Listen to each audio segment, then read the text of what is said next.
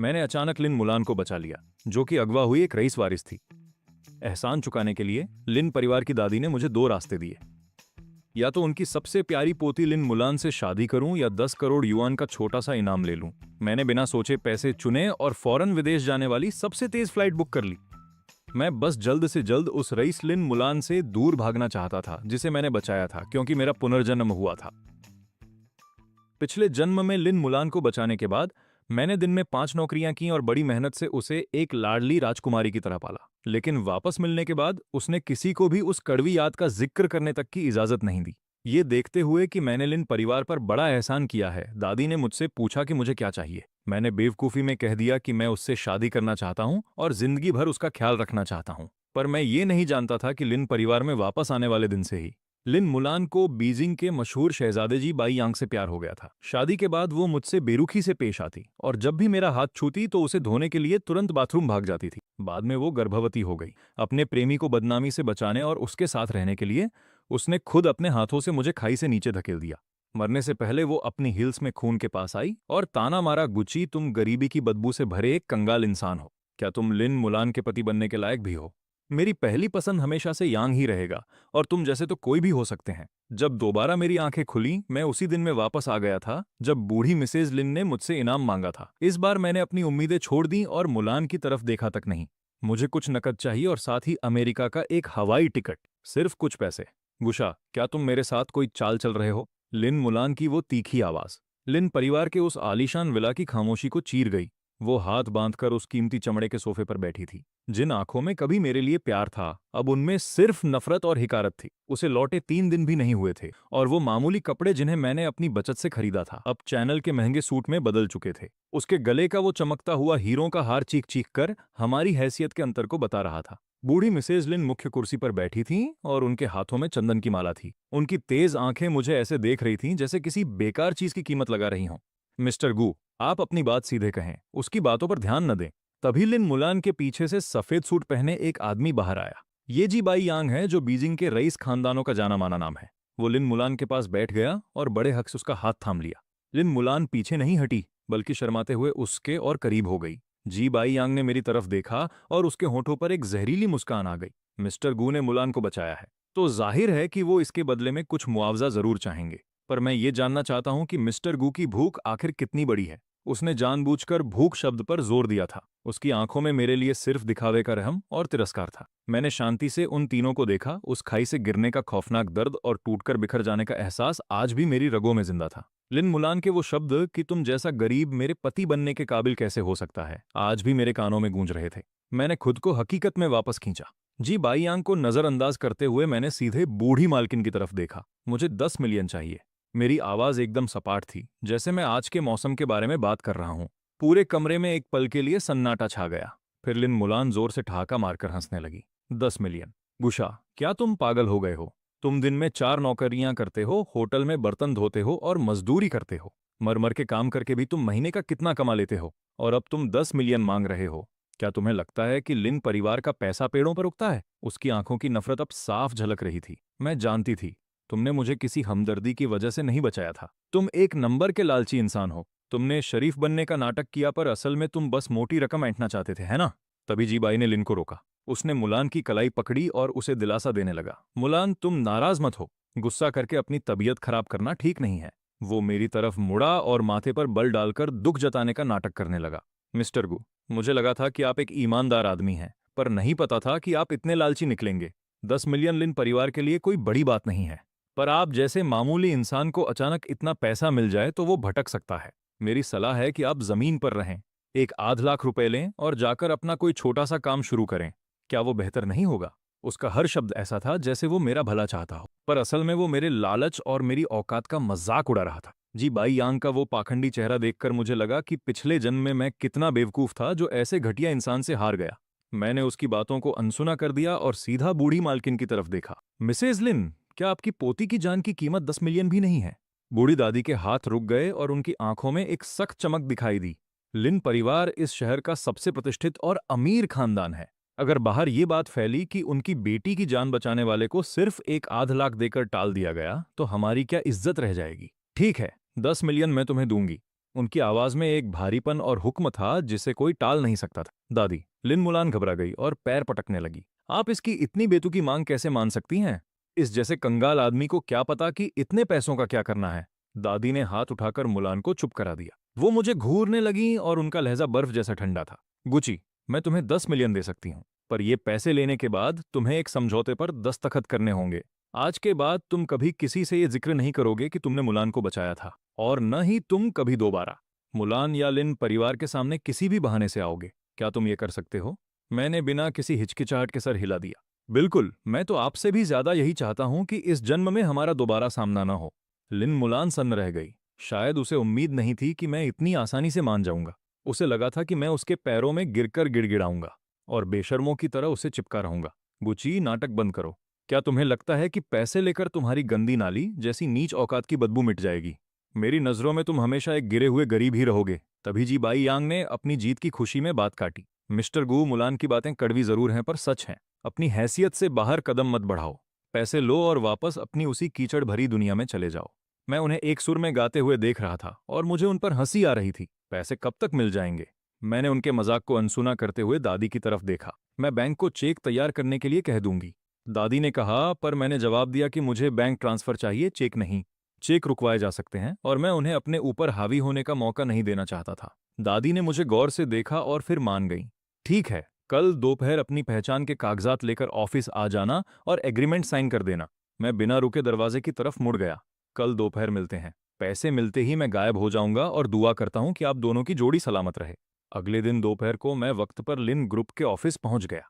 उस समझौते की शर्तें बहुत सख्त थीं, जैसे मेरा मुलान का नाम लेने तक का हक छीन लिया गया हो। मैंने उसे ठीक से पढ़ा भी नहीं और सीधे अपने दस्तखत कर दिए। तभी मेरे फोन पर एक मैसेज आया। मेरे खाते में 10 मिलियन जमा हो चुके थे। उन नंबरों को देखकर मैंने एक ठंडी आह भरी।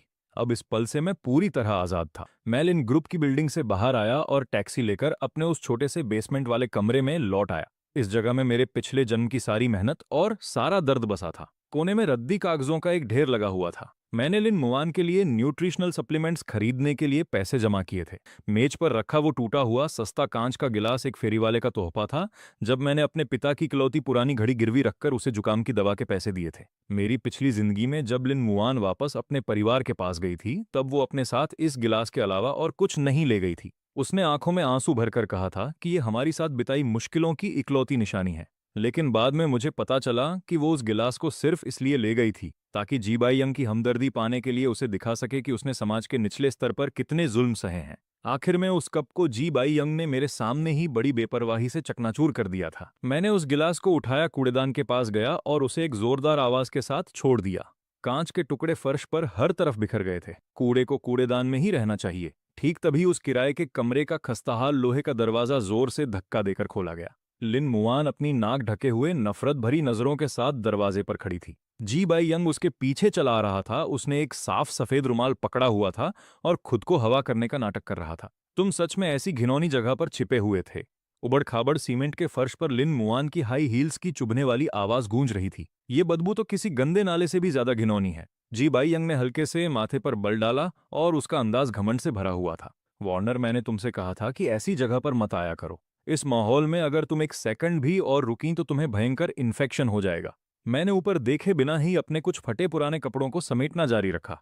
मिस लिन, आप जैसी महान हस्ती का यहाँ आगमन कैसे हुआ? यहाँ किस लिए आई हैं आप? हमारा लेन देन तो कब का खत्म हो चुका है। लिन मुआन अंदर आई और उसकी नजरें उस छोटे से कमरे के चारों ओर घूमने लगी। जब उसने कूड़ेदान में कांच के टुकड़े देखे तो उसके चेहरे के हाव भाव एकदम बदल गए। गुची, तुमने वो कब तोड़ दिया? उसने कूड़ेदान की तरफ इशारा किया। उसकी आवाज काफी तीखी और कड़वी थी। मैंने अपने कपड़े अपने पुराने कैनवस बैग में ठूंस दिए और जिप बंद कर दी। ये बस एक टूटा हुआ कप है। ये बेकार में जगह घेर रहा था, इसलिए मैंने इसे फेंक दिया। तुम्हें पता ही क्या है? लिन मुआन ने बिना सोचे समझे पलटवार करना चाहा, लेकिन फिर अचानक रुक गई। उसने अपने पास खड़े जी बाई यंग की ओर देखा और अपनी बात वहीं दबा ली। वो जी बाई यंग के सामने अतीत से जुड़ा अपना कोई भी लगाव जाहिर नहीं कर सकती। जी बाई यंग ने लिन मुआन के बदलते भावों को गौर से भांप लिया था। वो आगे बढ़ा और अपने पैर से जमीन पर पड़े टूटे कांच को कुरेदने लगा। उसके होठों पर एक मजाकिया मुस्कान थी। मिस्टर गू वार्नर बहुत जज्बाती लड़की है। चाहे वो कूड़ा ही क्यों न हो, उसे उसमें भी कोई मतलब मिल ही जाता है। तुम उसे इतनी बेरहमी से कैसे तोड़ सकते हो? तुम वाकई बहुत बेमुरवत इंसान हो। उसने लंबी सांस ली, अपने बटुए से 100 येन का नोट निकाला और उसे किसी भिखारी को भीख देने की तरह मेरे पैरों के पास फेंक दिया। 100 येन में तुम इन सस्ते और घटिया खिलौनों की एक पूरी टोकरी खरीद सकते हो। इसे वॉर्नर की तरफ से मुआवजा समझकर रख लो। अपने चेहरे पर यह पत्थर जैसा भाव मत बनाओ। वो उड़ता हुआ नोट मेरे कैनवस बैग पर जा गिरा। मैंने अपना काम रोका, धीरे से सीधा खड़ा हुआ और जी बाई यंग की तरफ बर्फीली नजरों से देखा। यंग मास्टर जी, आपका पैसा बहुत गंदा है, मुझे इससे घिन आती है। जी बाई यंग का चेहरा तुरंत गुस्से से तमतमा उठा। गूची, अपनी किस्मत को हद से ज्यादा मत आजमाओ। तुम्हें क्या लगता है कि सिर्फ 10 मिलियन होने से तुम मेरी बराबरी कर सकते हो? मेरी नजरों में तुम अभी भी एक मामूली कीड़े हो जिसे सिर्फ अपनी पूंछ हिलाना आता है। लिन मुआन तुरंत जी बाई यंग के बचाव में खड़ी हो गई और मुझे घूरने लगी। गूची, तुम्हें आखिर हो क्या गया है? बाई यंग ने मेहरबानी करके तुम्हें पैसे दिए और तुम उसे ही बुरा भला कह रहे हो। अभी पैसे उठाओ और बाई यंग से माफी मांगो। उसका ये खुद को सही समझने वाला तरफदारी भरा बर्ताव बिल्कुल वैसा ही है जैसा मेरी पिछली जिंदगी में था। मैं तिरस्कार से मुस्कुराया, अपना पैर उठाया और सीधे उस 100 येन के नोट पर रखकर उसे जोर से कुचल दिया। माफी मांगू? क्या वो इसके लायक भी है? लिन मुआन, क्या तुम्हें वाकई लगता है कि पूरी दुनिया तुम्हारे चारों ओर घूमती है? मैं अंधा था इसलिए तुम्हारे नखरे उठाता था। अब मेरी नजरों में तुम्हारी कीमत इस कूड़ेदान में पड़े कांच के एक टुकड़े जितनी भी नहीं है। लिन मुआन की आंखें तुरंत फटी की फटी रह गईं। उसे अपनी कानों पर यकीन ही नहीं हो रहा था। वो ये बात हजम नहीं कर पा रही थी कि गूची, जो कभी उसकी हर बात मानता था, उसकी मुझसे इस लहजे में बात करने की हिम्मत कैसे हुई? तुम्हारी मुझसे इस तरह बात करने की हिम्मत कैसे हुई? वो गुस्से से कांप रही थी और उसने मुझे थप्पड़ मारने के लिए हाथ उठाया। मैंने उसकी कलाई इतनी जोर से पकड़ी कि वो दर्द से करा उठी। मिस लिन, अपना ये घमंडी चेहरा मेरे सामने से हटा लीजिए। मैंने झटके से उसका हाथ अपनी तरफ से हटा दिया। अपने इस पालतू कुत्ते को लो और मेरे घर से दफा हो जाओ, वरना मुझे पुलिस बुलाने और तुम पर जबरन घर में घुसने का इल्जाम लगाने में कोई परवाह नहीं होगी। ये देखकर जी बाई यंग तुरंत लिन मुआन को संभालने के लिए लपका और मुझे गुस्से से घूरते हुए बोला, गूची, तुम बस इंतजार करो। जिंगझो में अगर तुमने मुझ जी बाई यंग को नाराज किया है तो मेरे पास तुम्हें तड़पाने के 100 तरीके हैं। मैंने अपना कैनवस बैग उठाया और उसे अपने कंधे पर लटकाकर बिना किसी डर के उसकी आंखों में देखा। मैं हमेशा तैयार हूं, बस डर इस बात का है कि तुम में इतनी काबिलियत ही नहीं है। मैं उन दोनों को वहीं पीछे छोड़ते हुए उस किराए के कमरे से बाहर निकल गया। गुची, तुम इतने बदतमीज और निर्दयी कैसे हो गए? ये तो सरासर नाइंसाफी है। मेरे पीछे से लिन मुआन की झुंझलाई हुई आवाज आई, लेकिन मैंने पीछे मुड़कर देखा तक नहीं। किराए का कमरा छोड़ने के बाद मैं सीधे एयरपोर्ट के पास वाले एक साधारण होटल में चला गया। मेरी फ्लाइट आज से ठीक 6 दिन बाद की थी। मुझे बस कुछ दिन शांति से इंतजार करना था। हालांकि लिन परिवार का मुझे इतनी आसानी से जाने देने का कोई इरादा नहीं था। तीसरे दिन की शाम को मेरे दरवाजे पर एक जोरदार दस्तक हुई। काले सूट पहने 2 बॉडीगार्ड हाथ में एक सस्ता सूट लिए बाहर खड़े थे। मिस्टर गू, पुरानी मालकिन का हुक्म है कि आपको लिन परिवार के कार्यक्रम में शामिल होना ही होगा। आज रात परिवार की तरफ रखे गए शुक्रिया भोज में आपका आना जरूरी है। बॉडीगार्ड का लहजा बहुत सख्त था और उसमें बहस की कोई गुंजाइश नहीं थी। मैंने माथे पर बल डाला, समझौता साइन हो चुका है और मुझे पैसे भी मिल गए हैं। किसी शुक्रिया भोज में शामिल होने की मेरी कोई मजबूरी नहीं है। बॉडीगार्ड तिरस्कार से मुस्कुराया। मालकिन ने कहा है कि अगर आप नहीं गए तो उनके पास उस कंस्ट्रक्शन कंपनी को बर्बाद करने के बहुत से तरीके हैं जहां आप काम करते थे। मैंने सुना है कि वहां के लोग आपका बहुत ख्याल रखते थे। मेरी आंखें ठंडी पड़ गईं। मिसेज लिन अब मासूम लोगों के जरिए मुझे धमका रही हैं। मेरी पिछली जिंदगी में उस ठेकेदार ने मेरे सबसे मुश्किल वक्त में मुझे कुछ 100 येन उधार दिए थे। भले ही मैं पत्थर दिल हूं, लेकिन मैं अपने मददगार को मुसीबत में नहीं डालूंगा। ठीक है, मैं चलूंगा। मैंने वो सूट लिया और उनके सामने ही उसे पहन लिया। वो सूट जाहिर तौर पर 2 साइज छोटा था। उसका कपड़ा खुरदरा था और मैं उसमें एक मजाकिया जोकर जैसा लग रहा था। लिन परिवार जानबूझकर मुझे उस दावत में शर्मिंदा करना चाहता है ताकि जी बाई यंग की महानता को उभारा जा सके। रात के ठीक 8 बजे मुझे बॉडीगार्ड्स की निगरानी में दावत में ले जाया गया। ये जिंगझोउ के सबसे आलीशान होटल का हॉल था। वो शानदार हॉल सजी धजी औरतों और चमकते रेशमी लिबासों से भरा हुआ था। अंदर कदम रखते ही सब मुझे अजीब नजरों से देखने लगे। ये कौन है? इतने घटिया कपड़ों में ये अंदर कैसे आ गया? सुना है इसी ने लिन परिवार की बड़ी बेटी की जान बचाई थी। ये तो वही बात हुई कि जैसे कोई मेढक हंस का मांस खाने का ख्वाब देख रहा हो। इसे तो अपनी औकात का अंदाजा तक नहीं है। बिल्कुल सही कहा आपने। जी शाओ के मुकाबले तो इसकी और उनकी दुनिया ही अलग है। ये कड़वे ताने बिना किसी रोक टोक के मेरे कानों में पड़ रहे थे। मैं बिना कोई प्रतिक्रिया दिए चुपचाप कोने में रखे सोफे की तरफ चल दिया। मैं वहां बैठ गया और मेज से पानी का एक गिलास उठा लिया। कुछ ही देर बाद भीड़ में एक जोरदार हलचल मच गई। लिन मुआन जी बाई यंग के हाथ में हाथ डाले किसी सितारे की तरह बाहर आई लिन मुआन नीले रंग के गाउन में बेहद खूबसूरत लग रही थी और जी बाई यंग ने एक बेहतरीन टक्सीडो पहना था जिस पर कीमती ब्रोच लगा था। वे दोनों साथ खड़े होकर वाकई एक बेहतरीन जोड़ी लग रहे थे। स्टेज पर खड़ी होकर पुरानी मिसेज लिन ने मुस्कुराते हुए मेहमानों का स्वागत किया। अपनी व्यस्त दिनचर्या में से समय निकालकर यहाँ आने के लिए आप सभी का बहुत शुक्रिया। मेरी पोती वॉर्नर के इस शुक्रिया भोज में आप सभी का स्वागत है। वॉर्नर कई दिनों तक हम सबसे दूर रही थी। जी परिवार के छोटे वारिस जी बाई यंग की बड़ी मदद की बदौलत ही वो सुरक्षित वापस लौट पाई है। बाई यंग बहुत ही वफादार और नेक इंसान है। लिन परिवार उसका हमेशा तहे दिल से शुक्रगुजार रहेगा। मैं कोने में बैठा उस बूढ़ी औरत की झूठी बातें सुनता रहा। मिसेज लिन की उन बातों को सुनकर मुझे लगभग हंसी ही आ गई थी। वो मैं ही था जिसने लिन मुवान को बचाने के लिए अपनी जान जोखिम में डाली थी, लेकिन उस बूढ़ी औरत के मुंह से कुछ और ही निकल रहा था। सारा श्रेय जी बाय यांग ले गया, जबकि मैं असली रक्षक अपना नाम तक सुनने लायक नहीं समझा गया। तभी जी बाय यांग रेड वाइन के 2 गिलास लिए सीधे मेरी ओर चला आया।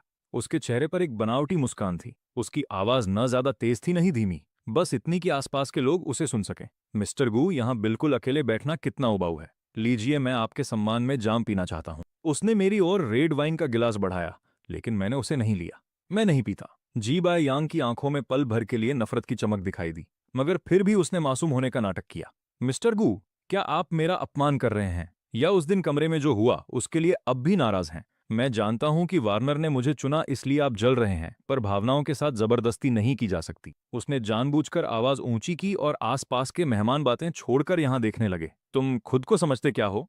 क्या तुम वाकई मेरी जलन के लायक भी हो? मैंने उसे ठंडी नजरों से देखा। जी बायांग अचानक एक कदम आगे बढ़ा और लड़खड़ा गया। उसके हाथ का रेड वाइन वाला गिलास सीधे उसके सीने पर जा गिरा। ओह! जी बायांग जोर से चिल्लाया और नाटक करते हुए पीछे की तरफ जमीन पर गिर गया। गहरी लाल वाइन ने उसकी महंगी सफेद शर्ट पर तुरंत दाग लगा दिया और पूरे कमरे में खलबली मच गई। लिन मावान भीड़ को चीरते हुए पागलों की तरह भागकर वहां पहुंची। बायांग, क्या तुम ठीक हो? उसने दुखी होकर जी बाय यांग को उठाया और जल्दी जल्दी टिश्यू से उसे पोंछने लगी। जी बाय यांग की आंखें लाल थीं और आवाज कांप रही थी, मानो उसके साथ बहुत बड़ा अन्याय हुआ हो। वार्नर, मैं ठीक हूं। मिस्टर गू का मूड शायद खराब था। उन्होंने मुझे जानबूझकर धक्का नहीं दिया होगा। उसकी चालाकी भरी बातों ने लिन मावान के गुस्से में आग में घी का काम किया। लिन मावान ने झटके से सिर घुमाया और गुस्से से भरी आंखों से मुझे घूरने लगी। वो दौड़कर मेरे पास आई और अपना हाथ मुझे थप्पड़ मारने के लिए उठाया। मैंने हल्का सा सिर झुकाया और बड़ी आसानी से उसका थप्पड़ बच गया। गूचे, तुम नीच और कंगाल इंसान। लिन मावान ने गुस्से में मेरी ओर उंगली उठाई। उसकी आवाज इतनी तीखी थी कि मेरे कान के पर्दे फाड़ सकते। बायांग ने तुम्हें प्यार से ड्रिंक दी और तुमने उसे धक्का देने की हिम्मत की। तुम अभी के अभी घुटने टेको और बायांग से माफी मांगो, वरना आज मैं तुम्हें यहां से जाने नहीं दूंगी। आसपास के मेहमान भी मेरी बुराई करने लगे। कितना बदतमीज और जाहिल है। लिन परिवार ने ऐसे घटिया इंसान को दावत में कैसे बुला लिया? जल्दी से घुटने टेक कर माफी मांगो। सबकी आंखों में मत चुभो। मैं वहीं खड़ा रहा, इन अमीर कहलाने वाले लोगों को ठंडी नजरों से देखते हुए। अगर मैं कहूं कि मैं माफी नहीं मांगूंगा तो माफी नहीं मांगोगे? गूचे, क्या तुम भूल गए कि तुम्हारी औकात क्या है? लिन मावान की आंखों में मेरे लिए गहरी नफरत भरी थी, मानो वो किसी गंदी और घिनौनी चीज को देख रही हो। उसकी सांसें तेज चल रही थीं और मेरी तरफ इशारा करती उसकी उंगली कांप रही थी। तुम्हें लगता है कि तुम इस समाज में जो चाहो वो कर सकते हो, सिर्फ इसलिए कि तुमने वो 10 मिलियन लिए हैं? मैं तुम्हें बता दूं, तुम्हें कुचलना एक चींटी को मारने से भी आसान है। जी बाय यांग लिन मावान के सीने से लग गया और अपनी घिनौनी एक्टिंग जारी रखी। उसने धीरे से लिन मावान का स्कर्ट खींचा। उसकी आवाज इतनी कमजोर थी जैसे वो कभी भी बेहोश हो जाएगा। वार्नर, रहने दो। मिस्टर गू शायद अपनी गरीबी की वजह से खुद को कमतर महसूस कर रहे हैं, इसलिए उन्होंने ऐसा कदम उठाया। मैं बस अपने कपड़े बदल लूंगा। मेरी वजह से सबका मजा खराब मत करो। वो जितना ज्यादा ऐसा कहता, लिन मावान को उतना ही लगता कि उसके साथ अन्याय हुआ है, और मेरे लिए उसकी नफरत और भी बढ़ती गई। नहीं, आज उसे घुटने टेक कर और नाक रगड़कर तुमसे माफी मांगनी ही होगी। तभी बूढ़ी मिसेज लिन बॉडीगार्ड्स के साथ वहां आई। उनका चेहरा उतरा हुआ था और हाथ में चंदन की माला उनके कसने से आवाज कर रही थी। गूचे, लिन परिवार तुम्हें इज्जत दे रहा है, नमक हराम मत बनो। बुढ़िया की आवाज तेज नहीं थी, लेकिन उसमें एक अटल दबाव था। अगर तुमने आज घुटने टेक कर इस मामले को खत्म नहीं किया, तो मैं किसी भी वक्त बैंक से तुम्हारे 10 मिलियन फ्रीज करवा सकती हूँ। इतना ही नहीं, मैं ये तय करूंगी कि तुम जिंगझोउ क्या पूरे देश में कहीं भी रोटी न कमा सको। जैसे ही बुढ़िया ने बात खत्म की, काले कपड़ों में 1 दर्जन से ज्यादा बॉडीगार्ड्स ने मुझे घेर लिया और एक कोने में फंसा दिया। आसपास के मेहमान पीछे हट गए, लेकिन उनकी आंखों में एक अच्छा तमाशा देखने की उत्सुकता साफ झलक रही थी। इस वक्त दबाव अपने चरम पर पहुंच चुका था। सबको लगा कि मैं समाज के सबसे निचले तबके का एक गरीब इंसान लिन परिवार की ताकत के आगे घुटने टेक कर रहम की भीख मांगूंगा। लिन मावान का वो घमंडी चेहरा, जी बाय यांग की नफरत भरी आंखें और बुढ़िया के तेवर देखकर मैं अचानक हंस पड़ा। उस सन्नाटे से भरे हॉल में मेरी हंसी बड़ी अजीब लगी। तुम हंस क्यों रहे हो? क्या तुम पागल हो गए हो? लिन मावान ने अपनी भौहें सिकोड़ी। उसे मेरी हंसी से थोड़ी बेचैनी महसूस हुई। मैंने अपनी हंसी रोकी और धीरे से अपनी जेब से फोन निकाला। मैं तुम खुद को समझदार कहने वाले अमीर लोगों पर हंस रहा हूं कि एक मामूली एक्टर ने तुम सबको बेवकूफ बना दिया।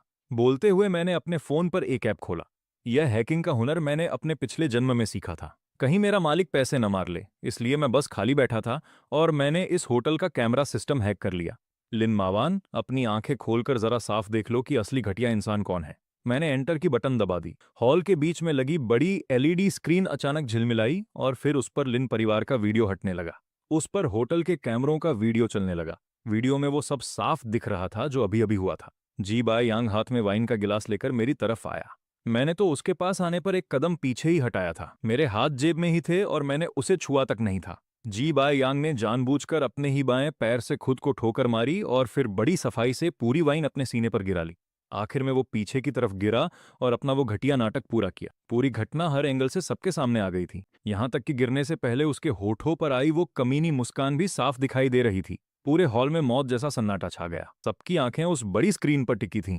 उनके चेहरों के हाव भाव देखने लायक थे। जो मेहमान अभी मुझे घुटने टेकने को कह रहे थे, अब उनके गले में जैसे कुछ फंस गया हो। एक शब्द भी नहीं निकल रहा था। मैंने फोन वापस जेब में रखा और हाथ बांधकर जी बाय यांग की तरफ मुस्कुराते हुए देखा, जिसका चेहरा फक पड़ चुका। मिस लिन, आपकी एक्टिंग वाकई काबिले तारीफ है, मगर कुछ कमी रह गई।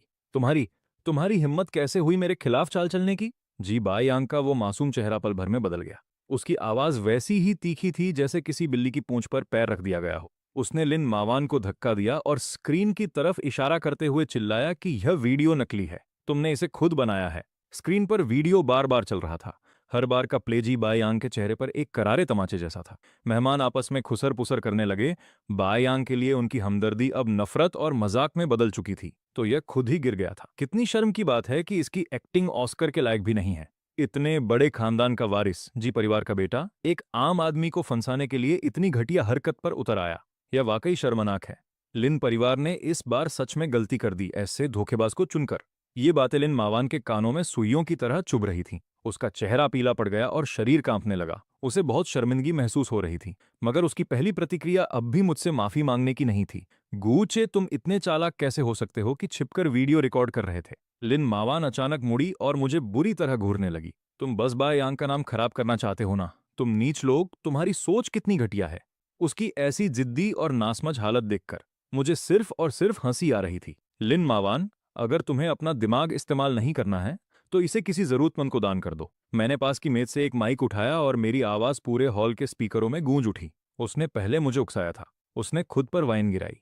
मैंने तो बस सच दिखाया है, तो इसमें मैं गलत कैसे हो गया? मैंने वहां मौजूद हर शख्स को अपनी नजरों से स्कैन किया। क्या यही है आप लोगों की तथाकथित ऊंची सोसाइटी, जहां दिन को रात बताया जाता है और गलत को सही साबित किया जाता है? बूढ़ी मिसेज लिन गुस्से से कांप उठी, मेरी ओर इशारा करते हुए चिल्लाईं कि यह बगावत है, बिल्कुल बगावत है। गार्ड्स, इस बदतमीज इंसान को धक्के मारकर यहां से बाहर निकालो। एक दर्जन बॉडीगार्ड्स फिर से आगे बढ़े। मैं बिना किसी डर के वहां खड़ा रहा और ठंडी नजरों से बूढ़ी मिसेज लिन को देखता रहा। मुझे धक्के मारकर बाहर निकालने की जरूरत नहीं है, मैं खुद चला जाऊंगा। मुझे लिन परिवार से अपने 1 करोड़ रुपए पहले ही मिल चुके हैं। अब से मुझ गुची का लिन मावान या लिन परिवार के साथ कोई वास्ता नहीं रहेगा। मैं तुम्हारे इस घिनौने सर्कल में एक दिन भी और नहीं रहना चाहता। मैंने मेज पर जोर से माइक्रोफोन पटक दिया, जिससे कान फोड़ने वाली आवाज गूंज उठी। मैं पलटा और तेजी से बैंक्वेट हॉल के दरवाजे की तरफ बढ़ने लगा। मैं जहां से भी गुजरा, बॉडीगार्ड्स मेरे दबदबे से सहम गए और उन्होंने अपने आप ही मेरे लिए रास्ता छोड़ दिया। लिन मावान मेरी मजबूत पीठ को देखती रही और अचानक उसके दिल में एक अजीब सा खालीपन महसूस हुआ, जैसे कोई चीज जो उसकी थी अब उसके काबू से बाहर हो रही हो। उसने अनजाने में एक कदम आगे बढ़ाया, लेकिन उसके घमंड ने उसे तुरंत रोक दिया। गुची, अगर तुम मेरे घुटनों पर गिरकर गिड़गिड़ाओगे भी, तब भी आज तुम्हें यह कमरा छोड़ना ही होगा। मैं तुम्हारी तरफ मुड़कर दोबारा नहीं देखूंगी। लिन मावान पीछे से फटी हुई आवाज में चिल्लाई। मैं ना तो पीछे मुड़ा और न ही मेरे कदम रुके। तुम्हारी मर्जी के मुताबिक मैंने हॉल का भारी दरवाजा खोला और उस घुटन भरी दुनिया को पीछे छोड़ दिया। रात की ठंडी हवा ने मुझे छुआ और मुझे पहले से कहीं ज्यादा आजाद महसूस होने लगा। जाओ और पता लगाओ कि वो कंगाल गुची कहाँ गया है। लिन मावान ने गुस्से में अपनी मेज पर रखे सारे कागजात जमीन पर फेंक दिए। उस अजीबोगरीब दावत को गुजरे अब 1 महीना बीत चुका था। इस 1 महीने में लिन मावान को महसूस हुआ कि उसकी जिंदगी पूरी तरह से बिखर चुकी है। हर सुबह जब वो उठती थी तो उसके बिस्तर के पास अब पेट को राहत देने वाला गर्मा गर्म दलिया लाने वाला कोई नहीं था। उसे अपने महंगे कपड़ों के साथ पहनने के लिए कभी मैचिंग गहने नहीं मिलते थे, क्योंकि पहले गुची ही ये सब करता था। जब भी उसके पेट में दर्द होता वो तड़पती और बाईयांग को बुलाती थी, लेकिन वो आदमी सिर्फ एक रटा रटाया जुमला बोल देता था, ज्यादा गर्म पानी पियो, मैं अभी मीटिंग में हूँ। पुराने वक्त में गुची भारी बारिश में भी पूरे शहर के चक्कर काटता था, सिर्फ उसके लिए, वो गर्म दलिया लाने के लिए, जो उसे पीना सबसे ज्यादा पसंद था।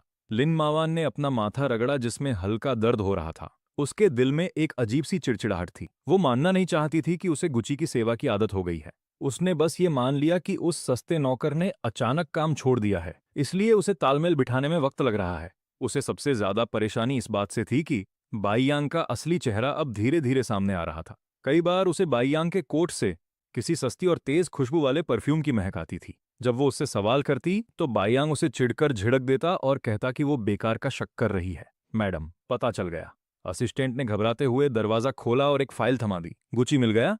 वो हेइचेंग चला गया है और उसने उन्हें करोड़ रुपयों से एक टेक्नोलॉजी कंपनी शुरू की है, जो अभी काफी अच्छी चल रही है। लिन मावान ने फाइल झपटी और गुची की फोटो को गौर से देखने लगी, जिसमें वो सूट पहने हुए बहुत ही शानदार और आत्मविश्वासी लग रहा था। फोटो में गुची की आंखें तेज थीं और उसका अंदाज बहुत ही शांत और गंभीर था। उसमें उसके पुराने दबे कुचले और लाचार गरीब रूप का कोई नामो निशान नहीं था। लिन मावान के दिल में अचानक हाथ से सब कुछ निकल जाने का एहसास और जलन भर गई। वो हमारे लिन परिवार के पैसों पर इतनी ऐश की जिंदगी कैसे जी सकता है? लिन मावान ने अपने दांत पीसते हुए कहा। मेरे लिए फौरन हेइचेंग की फ्लाइट टिकट बुक करो। मैं खुद जाकर अपनी आंखों से देखना चाहती हूँ कि आखिर वो कर क्या रहा है। अगली दोपहर लिन मावान 10 सेंटीमीटर ऊंची हील्स पहने हुए बेहद आक्रामक अंदाज में मेरी कंपनी की बिल्डिंग के नीचे पहुंच गई। वो अब भी किसी घमंडी शहजादी की तरह बर्ताव कर रही थी। उसने रिसेप्शनिस्ट की बात अनसुनी की और सीधे मेरे केबिन में घुस आई। मैं अपनी बड़ी सी मेज के पीछे बैठा हुआ हाथ में एक प्रोजेक्ट रिपोर्ट देख रहा था। शोर सुनकर मैंने पलकें तक नहीं झपकाई। गुची, तुम्हारी इतनी हिम्मत कि तुम मेरी पीठ पीछे कंपनी खोल सको। लिन मावान मेज तक आई और उसने अपने दोनों हाथ जोर से मेज पर पटके। मैंने धीरे से रिपोर्ट बंद की, ऊपर देखा और ठंडी नजरों से उसे घूरने लगा। मिसेज लिन, किसी के दफ्तर में बिना इजाजत घुसना एक कानूनी अपराध है। गुची, क्या तुम्हारा नाटक खत्म हुआ? मेरे साथ वापस चलो और मैं तुम्हारी पिछली बदतमीजी को माफ कर दूंगी। मुझे माफ करोगी? लिन मावान, क्या तुम्हें समझने में कोई दिमागी परेशानी हो रही है? मैं कुर्सी पर पीछे की ओर झुका और उसे ऐसे देखने लगा जैसे किसी पागल को देख रहा हूं। लिन मावान अवाक रह गई और उसका चेहरा लाल हो गया। वो मुझे गौर से देखती रही, जैसे मेरे चेहरे पर किसी बनावटीपन को ढूंढने की कोशिश कर रही हो, लेकिन उसे निराशा हाथ लगी। मेरी आंखों में सिर्फ नफरत भरा मजाक था, वो पुराना प्यार कहीं नहीं था। दिखावा बंद करो। लिन मावान अपनी घबराहट छिपाने के लिए ऊंची आवाज में चिल्लाई। तुम जानबूझकर यहां आए। ये कंपनी खोलना सिर्फ मेरा ध्यान खींचने का एक तरीका है ना? तुम्हें लगता है कि सूट पहनकर तुम अपनी गरीबी को छिपा सकते हो? मैं तुम्हें बता दूं, तुम हमेशा एक मामूली और बेकार इंसान ही रहोगे, जो सिर्फ लिन परिवार के टुकड़ों पर पल सकता है। मैंने शांति से उसका चिल्लाना सुना और मेरे होंठों पर एक क्रूर मुस्कान आ गई। पिछले जन्म में उसने इसी घमंड भरे लहजे में मुझे मिट्टी में मिला दिया था। मैं खड़ा हुआ और धीरे से मेज के पास जाकर उसके सामने खड़ा हो गया। मेरा कद और मेरा रुतबा उसे छोटा महसूस कराने लगा। लिन मावान अनजाने में एक कदम पीछे हट गई। लिन मावान, तुम्हें क्या लगता है कि तुम्हारी पहली पसंद हमेशा बाईयांग ही रहेगा? मैंने उसकी आंखों में देखकर वही शब्द दोहराए जो उसने पिछले जन्म में पहाड़ की चोटी पर मुझसे कहे थे। और मैं, ये मामूली गरीब आदमी, सिर्फ तुम्हारा बैकअप बनने के लायक हूं। लिन मावान एकदम सुन्न पड़ गई और अपनी जगह पर जम गई। वो फटी आंखों से मुझे देख रही थी और बुरी तरह डरी हुई थी। ये बातें तो उसने सिर्फ अपने दिल के सबसे अंधेरे कोने में सोची थीं, जो उसने कभी किसी से नहीं कही थीं। उसे समझ नहीं आ रहा था कि मैं उसके दिल के सबसे गंदे राज को इतनी सटीकता से कैसे जान गया। तुम्हें कैसे पता? उसके होंठ कांप रहे थे और वो एक पूरा जुमला तक नहीं बोल पा रही थी। मैंने उसे संभलने का एक भी मौका नहीं दिया। मैं उसे अपनी बातों से चोट पहुंचाता रहा। तुम्हें क्या लगता है कि तुम कोई बहुत बड़ी शहजादी हो? तुम बस एक एहसान फरामोश, मतलबी और पत्थर दिल इंसान हो। तुम मेरी कुर्बानियों का फायदा उठाती हो और फिर मेरी ही औकात को नीचा दिखाती हो। तुम बाईयांग की ताकत को पसंद करती हो, लेकिन उसके गिरे हुए किरदार को नहीं देख पाती। अब मेरी नजरों में तुम्हारी अहमियत सड़क के किसी आवारा कुत्ते से भी कम है। लिन मावान की हिम्मत पूरी तरह से जवाब दे गई। उसने अपने कान बंद कर लिए और पागलों की तरह अपना सिर हिलाने लगी। नहीं, ऐसा नहीं है, तुम बकवास कर रहे हो। मैं उसकी ये हालत और ज्यादा नहीं देखना चाहता था, इसलिए मैंने इंटरकॉम का बटन दबाया। सिक्योरिटी, ऊपर आओ और इस पागल औरत को दफ्तर से बाहर निकालो। आधे मिनट के अंदर 2 हट्टे-कट्टे गार्ड्स अंदर आए और उन्होंने लिन मावान को दोनों तरफ से पकड़ लिया। मुझे छोड़ो, जानते हो मैं कौन हूं? मैं लिन परिवार की सबसे बड़ी बेटी हूं। लिन मावान ने उनसे छूटने की पूरी कोशिश की। गुस्से और डर की वजह से उसका मेकअप पूरी तरह खराब हो चुका था। मैं अपनी कुर्सी पर वापस बैठ गया और फिर से फाइल पढ़ने लगा। इसे बाहर फेंको। इस तरह के कचरे को मेरी कंपनी में दोबारा मत आने देना। तुम्हारी हिम्मत कैसे हुई मुझे कचरा कहने की? गुची, तुम इसके लिए बहुत पछताओगे। लिन मावान बहुत बुरी हालत में वापस चिंगझाऊ पहुंची, जहां उसे एक ऐसी खबर मिली जिसने लिन परिवार को तबाह कर दिया। जी बाइयांग बड़ी मुसीबत में फंस गया है। उसने न सिर्फ कई औरतों के साथ गुपचुप रिश्ते रखे थे, बल्कि उस पर लिन परिवार के प्रोजेक्ट से करोड़ों की धोखाधड़ी का शक भी था। सच सामने आने के बाद पुलिस ने बाइयांग को गिरफ्तार कर लिया। वो एक गैरकानूनी जुआ घर में पार्टी कर रहा था। इस खबर ने चिंगझाऊ के पूरे बिजनेस जगत को हिलाकर रख दिया। लिन ग्रुप के शेयर मिट्टी में मिल गए। 10 मिनट में ही कंपनी की बाजार वैल्यू अरबों में गिर गई। बूढ़ी मिसेज लिन को स्ट्रेस की वजह से लकवा मार गया और वो आईसीयू में बेहोश पड़ी हैं। लिन मावान पूरी तरह घबरा गई और बाइयांग से सवाल करने जेल पहुंच गई। जेल की सलाखों के पीछे बाइयांग का वो शरीफ और सभ्य चेहरा अब गायब था। उसका चेहरा बिगड़ा हुआ था और उसकी आंखें किसी जहरीले सांप की तरह खौफनाक थीं। तुम यहाँ क्या करने आई हो? क्या मेरा मजाक उड़ाने आई हो? बाइयांग उस पर बुरी तरह चिल्लाया। लिन मावान रोने लगी और जोर जोर से कांच पीटने लगी। बाइयांग, तुमने ऐसा क्यों किया? तुमने मुझसे झूठ क्यों बोला? तुमने लिन परिवार को क्यों बर्बाद किया? बाइयांग अचानक पागलों की तरह हंसने लगा। वो तब तक हंसता रहा जब तक उसकी आंखों में आंसू नहीं आ गए। झूठ बोला? अरे ये तो तुम्हारी बेवकूफी थी। तुम्हें सच में लगा कि मैं तुम जैसी इस्तेमाल की हुई चीज की तरफ देखूंगा भी? अगर लिन परिवार की दौलत का लालच न होता तो क्या मैं तुम जैसी बेवकूफ को झेलता, जो असल में खुद दूसरों के आगे हाथ फैला रही है? उसका हर शब्द किसी तेज चाकू की तरह लिन मावान के दिल के आर पार हो रहा था। वो जमीन पर गिर पड़ी और उसे ऐसा महसूस हुआ जैसे उसकी पूरी दुनिया उजड़ गई हो। सिर्फ इसी पल उसे जी बाइयांग का असली चेहरा दिखाई दिया। निराशा के उस गहरे अंधेरे में लिन मुलान पागलों की तरह मुझे याद करने लगी। उसे वो गुशा याद आया जो उसके लिए एक छोटा सा केक खरीदने के लिए दिन में कई नौकरियां करता था। उसे वो गुशा याद आया जो उसकी बीमारी में रात रात भर उसके सिरहाने बैठा रहता था और एक पल के लिए भी आंखें नहीं मूंदता था। पछतावे का वो जहर अब एक जहरीले सांप की तरह उसे अंदर ही अंदर डस रहा था। बीजिंग में पतझड़ की एक शाम थी और मूसलाधार बारिश हो रही थी। मैंने अभी अभी बिजनेस की एक बहुत जरूरी मीटिंग खत्म की थी। बातचीत खत्म करके मैं अपनी मैबैक की पिछली सीट पर बैठा होटल वापस जाने की तैयारी कर रहा था। कार अभी अंडरग्राउंड पार्किंग से बाहर निकली ही थी कि ड्राइवर ने अचानक जोर से ब्रेक लगाए। मिस्टर गू, रास्ते में कोई बारिश में घुटनों के बल बैठकर रास्ता रोके खड़ा है। मैंने खिड़की का शीशा नीचे किया और बेरुखी से बाहर देखा। लिन मुलान मूसलाधार बारिश में पूरी तरह भीगी हुई थी और कार के सामने एक भीगे हुए चूहे की तरह घुटनों के बल बैठी थी। उसके वो खूबसूरत बाल अब उसके चेहरे पर चिपके हुए थे और उसके कपड़े कीचड़ से सने हुए थे। शीशा नीचे होता देख वो लड़खड़ाते हुए कार के दरवाजे की तरफ आई और उसके किनारे को मजबूती से पकड़ लिया। गुशा, मुझसे गलती हो गई। मुझे सच में एहसास हो गया है कि मैं गलत थी। प्लीज मुझे एक और मौका दे दो। तुम्हें एक और मौका दूं ताकि तुम मुझे फिर से खाई से नीचे धकेल सको। मैंने एक बड़ा काला छाता लिया, कार का दरवाजा खोला और कीचड़ में पड़ी लिन मुलान को नीचे झुककर देखा। छाते से टपकती ठंडी बारिश की बूंदें सीधा उसके चेहरे पर गिर रही थीं। लिन मुलान ने अचानक ऊपर देखा और खौफ से मुझे ताकने लगी। जाहिर है उसे मेरे पुनर्जन्म के बारे में कुछ नहीं पता था। उसे बस ऐसा लगा जैसे मेरा चेहरा एक जंग लगी लोहे की आरी की तरह हो, जो धीरे धीरे उसकी रूह को चीर रहा हो और उसे छिपने की कोई जगह न मिल रही हो। क्या तुम ये क्या कह रहे हो? मुझे कुछ समझ नहीं आ रहा। उसके दांत किटकिटा रहे थे और वो अपने बेइंतहा डर को छिपाने की कोशिश कर रही थी। मुझे उसकी इस लाचारी को देखकर मजा आ रहा था। मेरे मन में कोई दया नहीं थी, बस इंतकाम का सुकून था। अगर तुम्हें समझ नहीं आ रहा तो कोई बात नहीं। बस तुम्हें इतना जानने की जरूरत है कि मेरी नजरों में तुम अभी क्या हो। तुम्हारी कीमत कीचड़ के एक गड्ढे के बराबर भी नहीं है। लिन मुलान पूरी तरह टूट गई और फूट फूट कर रोने लगी। वो बिना सोचे समझे आगे बढ़ी और उसने कसकर मेरे पैर पकड़ लिए। उस कीचड़ ने मेरी खास तौर पर सिली हुई पैंट को गंदा कर दिया था। गुशा, मुझे सच में बहुत पछतावा हो रहा है। जी बाइयांग एक जानवर है। उसने मुझसे झूठ बोला और लिन परिवार को बर्बाद कर दिया। दादी अभी भी अस्पताल में है और उनका इलाज चल रहा है और लिन परिवार अब पूरी तरह दिवालिया होने की कगार पर है। गुशा, अब तुम्हारे सिवा मेरा इस दुनिया में कोई नहीं है। उसने अपना चेहरा ऊपर उठाया। उसके आंसू बारिश में मिल रहे थे। वो अपनी इस हालत से मेरे मन में पुरानी हमदर्दी जगाने की कोशिश कर रही थी। गुशा, मैं मां बनने वाली हूं। ये जी बाइयांग का बच्चा है, पर मैं कल ही इसे खत्म कर दूंगी। अगर तुम मुझे अपना लोगे तो मैं तुम्हारी हर बात मानूंगी। मैं तुम्हारी गुलाम बनकर रहूंगी। उसकी ये बेशर्मी भरी बातें सुनकर मुझे घिन आ रही थी। पिछले जन्म में भी उसने इसी बच्चे का बहाना बनाकर मुझे मौत के करीब बुलाया था। वो मुझे खाई के किनारे ले गई और खुद अपने हाथों से मुझे नीचे धकेल दिया था। मैंने अपनी आंखें सिकोड़ी, अपना पैर उठाया और उसे बिना किसी दया के लात मारकर दूर कर दिया।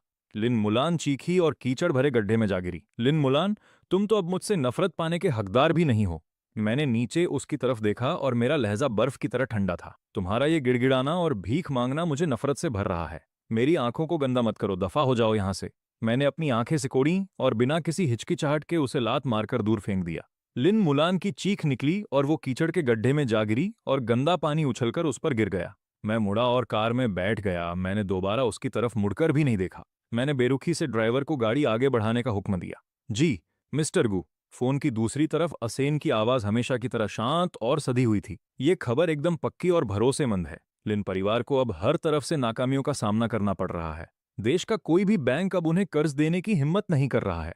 वो अब विदेश की किसी काली कमाई वाली फाइनेंस कंपनी से संपर्क कर रहे हैं। वो बिचौलियों के जरिए अपने पुराने घर को गिरवी रखकर एक आखिरी कर्ज लेना चाहते हैं। काली कमाई वाली कंपनी, उस पुराने घर की बाजार में क्या कीमत होगी?